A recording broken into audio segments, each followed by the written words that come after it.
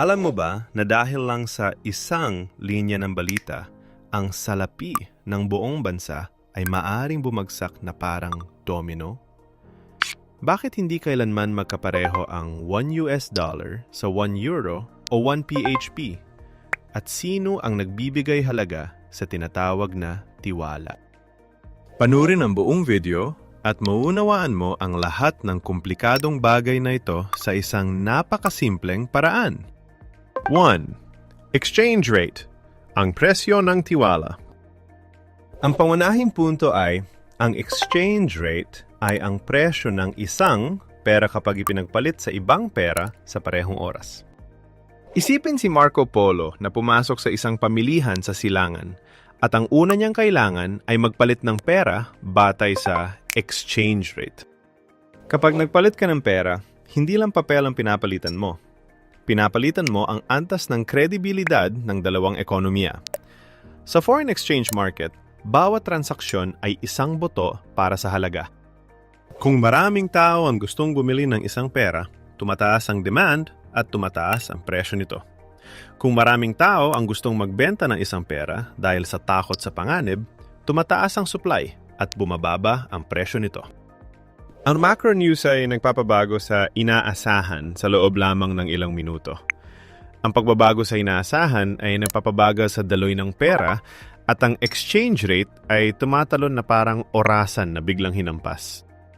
May mga pagkakataong lumalakas ang pera hindi dahil yumaman ang bansa sa loob ng isang araw, kundi dahil tumaas ang panganib sa ibang lugar sa loob ng isang oras. Kaya, basahin ang exchange rate tulad ng pagbasa ng isang Global Confidence Survey. Sa madaling salita, ang exchange rate ay ang presyo ng tiwala at panganib, hindi isang random na numero. 2. Pera, isang social contract. Ang malaking tanong ay kung bakit ang isang piraso ng papel ay maaring ipagpalit sa pagkain at ang sagot ay nasa isang social contract. Naunawaan ni Thomas Jefferson na ang lakas ng isang bansa ay nakasalalay sa mga institusyong lumilikha ng tiwala. Ang isang pera ay may halaga dahil tinatanggap ito para sa pagbabayad ng utang, sweldo at lalo na para sa pagbabayad ng buwis. Kapag kinokolekta ng estado ang buwis gamit ang perang yon, lumilikha ito ng pangunahing demand para sa pera. Kapag ang mga kontrata sa ekonomiya ay naglilista ng presyo gamit ang perang iyon, ito ay nagiging karaniwang wika ng accounting. Kapag pinoprotektahan ng legal na sistema ang karapatan sa pagmamayari, mas matagal na itinago ng mga tao ang kanilang pera. Kung hindi matatag ang mga institusyon, lumilipat ang mga tao sa ibang mga asset upang panatilihin ang kanilang halaga. Ang nagpapanatili sa pera ay hindi ang tinta, kundi ang disiplina ng buong sistema. Sa madaling salita, ang pera ay isang social contract na pinirmahan ng kolektibong tiwala. 3. Gold standard, ang tanikalang pangdisiplina. Isang makasaysayang pagbabago ay nang itinali ng maraming bansa ang kanilang pera sa ginto upang panatilihin ang isang pangako ng kakapusan. Naunawaan ni Isaac Newton na magtrabaho siya sa mint na ang pamantayan ng metal ay nakakatulong sa pagkontrol sa disiplina ng pananalapi. Kung ang pera ay maaring ipagpalit sa ginto, ang gobyerno ay hindi maaring magimprenta ng walang katapusan ng hindi sinasabi ng gold reserve sa pamamagitan ng dami. Nagdudulot ito ng mababang inaasahan sa inflation dahil naniniwala ang mga tao na ang supply ng pera ay limitado ng pisikal na ginto. Ngunit kapag may digmaan o crisis, kailangan ng ekonomiya ng liquidity na mas mabilis kaysa sa bilis ng pagmimina ng ginto ng isang mundo. Kapag kulang ang liquidity, humihigpit ang kredito at madaling humina ang paglago. Sa madaling salita, ang gold standard ay mabuti para sa disiplina, ngunit maaring masama para sa flexibility. Kaya maraming bansa ang umalis sa gold standard hindi dahil sa galit sa ginto, kundi dahil kailangan nila ng mga instrumento upang patayin ang krisis. Sa madaling salita, ang gold standard ay isang tanikala ng disiplina at ang tanikala ay minsan nagpapabagal sa iyo. 4. Fiat money, tiwala na may pirma. Nang umalis sa ginto, pumasok ang mundo ng malalim sa fiat money kung saan umiiral ang halaga dahil sa isang legal na deklarasyon. Itinayo ni Alexander Hamilton ang pundasyon ng pananalapi ng Amerika sa pamamagitan ng pagbibigay prioridad sa kakayahang magbayad ng utang upang palakasin ang tiwala. Nabubuhay ang fiat money sa buwis dahil ang buwis ay lumilika ng sapilitang demand para sa pera. Nabubuhay ang fiat money sa batas dahil ginagawa ito ng batas na default na instrumento ng pagbabayad para sa kontrata. Nabubuhay ang fiat money sa sistema ng pagbabangko dahil ginagawa ng mga bangko ang pag-iipon bilang kredito at pinapanatili ang daloy. Nabubuhay ang fiat money sa inaasahan dahil kung naniniwala ang mga tao na makakabili pa rin sila ng mga kalakal bukas, tatanggapin nila ang pera na yon. Ang nakakatawa ay sinasabi ng maraming tao na basura ang fiat. Ngunit ang talagang magulo ay ang mentalidad na gustong yumaman gamit ang printing machine. Sa madaling salita, ang fiat money ay tiwala na sinusuportahan ng batas, buwis at disiplina sa patakaran. 5. Inflation, ang di nakikitang mangangalawang. Ang likas na katangian ng inflation ay kapag bumababa ang purchasing power at ang parehong isang halaga ng pera ay nakakabili ng mas kaunting kalakal.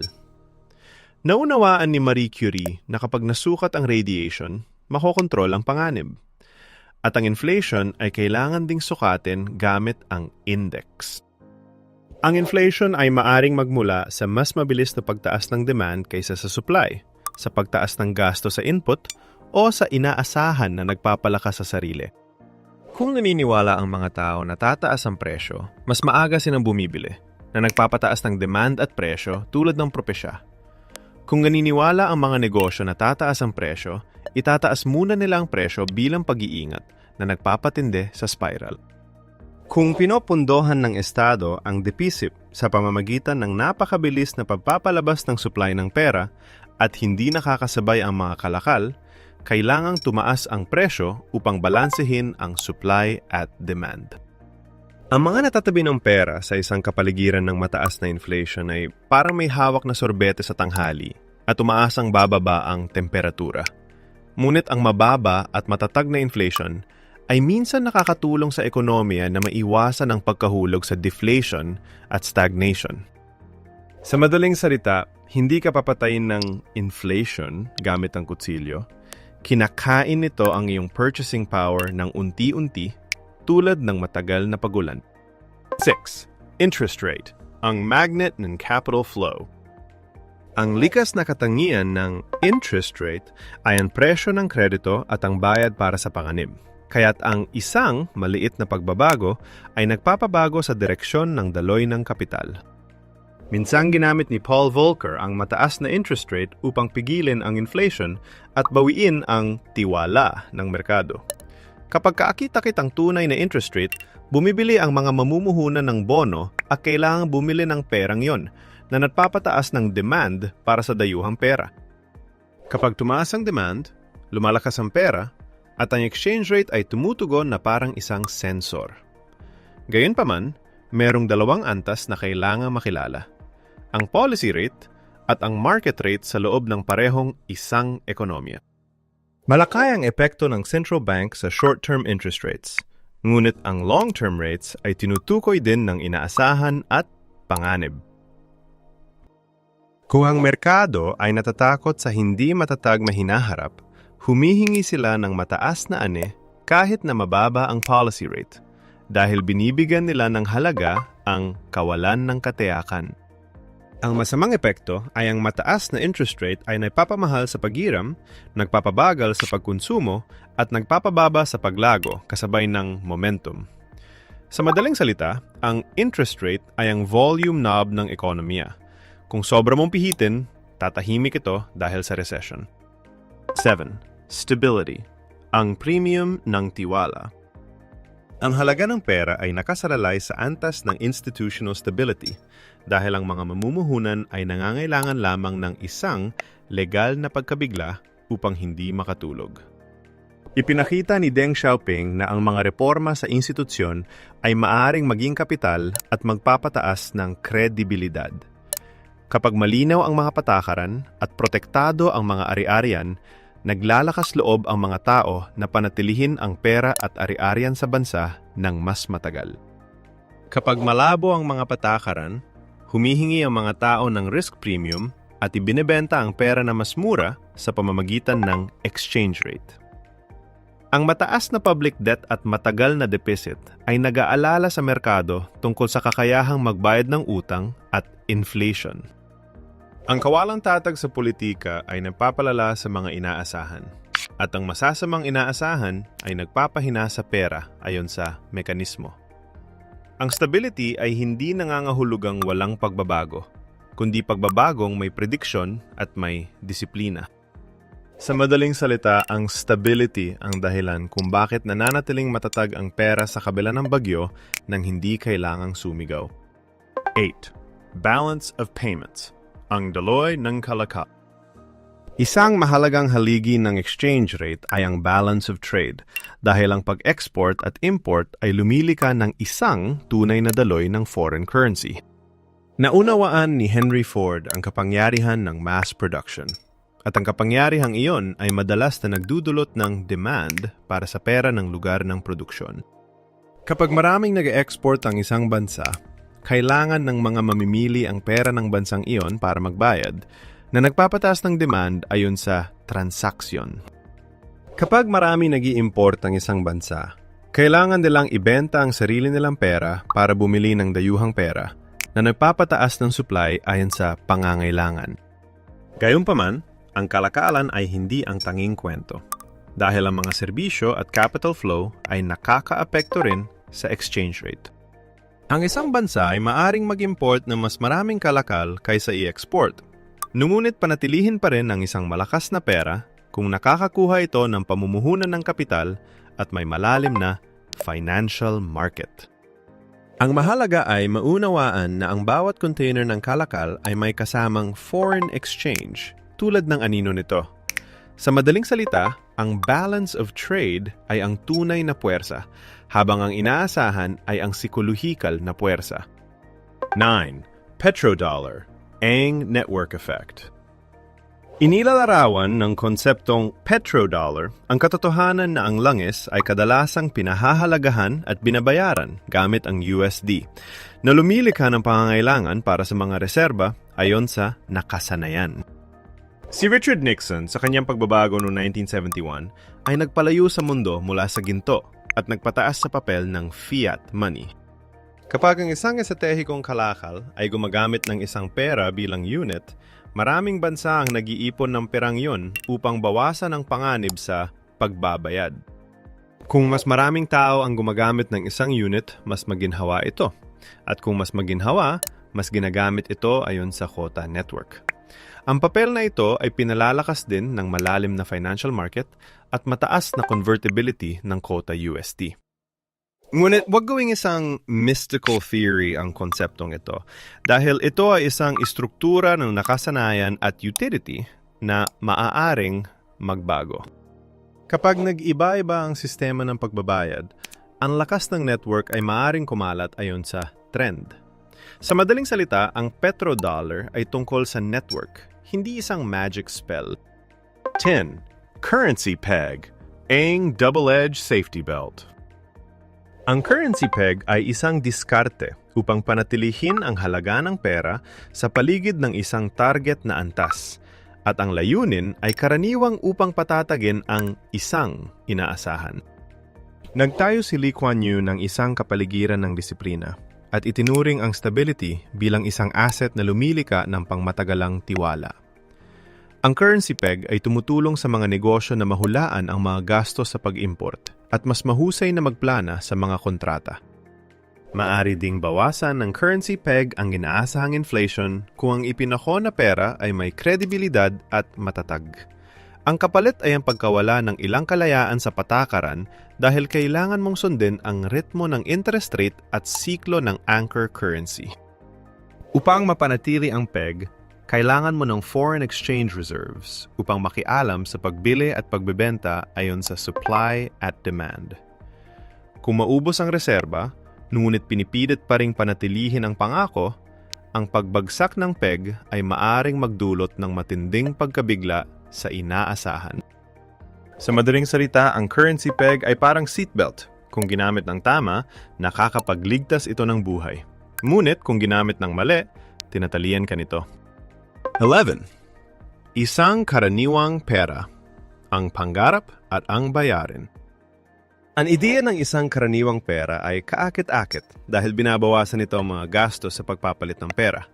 Ngunit nangangailangan ito ng pagkakaisa kung sino ang mananagot para sa isang pagkabigla. Naunawaan ni Jean Monnet na ang malalim na integrasyon ay palaging may kasamang pagbabahagi ng panganib at pagbabahagi ng disiplina. Kapag nagbahagi ka ng pera, nagbabahagi ka ng patakaran sa pananalapi. Ngunit ang economic cycle ng bawat bansa ay hindi pareho sa katotohanan. Kung ang isang bansa ay nasa recession at hindi kayang pababain ang halaga ng pera nito, nawawalan sila ng isang kasangkapan sa pagsasaayos para sa kompetisyon. Kung ang isang bansa ay nag-default, ang karaniwang sistema ay yayanig dahil muling pinahahalagahan ng merkado ang panganib ayon sa koneksyon. Sa makatuwid, ang karaniwang pera ay nangangailangan ng mekanismo sa pananalapi at disiplina sa badyet upang maiwasan ang pagbagsak. Ang benepisyo ay convenience, ngunit ang halaga ay ang pagbabahagi ng kahihinatnan at pagtatalo tungkol sa bayarin. Sa madaling salita, ang karaniwang pera ay isang magandang pangarap, ngunit palaging may isang taong kailangang magbayad ng kuryente. 12. Malakas na pera, malakas sa tamang panahon. Hindi laging mabuti ang malakas na pera dahil ang pinakamahusay na exchange rate ay nakasalalay sa mga layunin ng paglago, trabaho at stability sa loob ng isang panahon. Naunawaan ni Napoleon na ang logistics ang nagpapasya sa kampanya at ang exchange rate ay ang logistics din ng ekonomiya sa kalakalan. Kung ang pera ay masyadong malakas, mahal ang mga ini-export, mahihirapan ang mga negosyo na magbenta at bumababa ang produksyon ayon sa momentum. Kung ang pera ay masyadong mahina, mahal ang mga ini-import, tumataas ang gastos, at ang imported inflation ay nagdudulot ng pressure sa pamumuhay. Ang magandang patakaran ay hindi ang paggawa sa pera na pinakamalakas, kundi ang pagpapanatili ng tiwala sa pamamagitan ng disiplina at productivity sa pangmatagalan. Kapag may narinig kang nagmamayabang tungkol sa malakas na pera, tanungin mo, malakas kumpara kanino? Sa anong yugto ng panahon? At kapalit ng ano? Sa madaling salita, ang malakas na pera ay may kabuluhan lamang kung ito ay nagsisilbi sa pambansang estratehiya, hindi sa pagpapakitang tao. Isang maikling konklusyon at CTA tungkol sa komunidad ng pag-aaral na may paanyayang mag-subscribe sa channel. Kung titingnan mo ang exchange rate bilang isang thermometer, titigil ka sa pagkatakot sa mga numero at sisimulan mong maunawaan ang mekanismo ng tiwala at panganib. Kung gusto mong ipagpatuloy namin ang serye ng pag-decode ng currency gamit ang madaling maunawaang historical at scientific na mga halimbawa, sumali sa komunidad sa pamamagitan ng pag-click sa mag-subscribe sa channel at magkita tayo sa susunod na kapanapanabik na video.